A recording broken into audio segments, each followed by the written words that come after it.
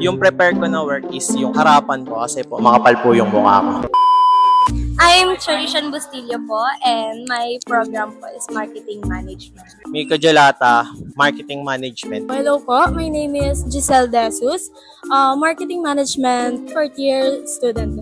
First question is, what is your ideal job after graduation? After graduation po, actually, wala pa po akong masyadong idea about sa kung ano po yung gusto kong job.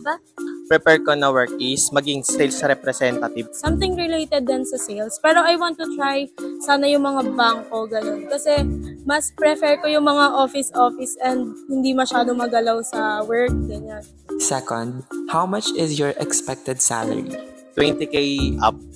60 to 80 up. Nasa mga 20 to 30K, ganun po. Do you think mahirap maghanap ngayon ng job?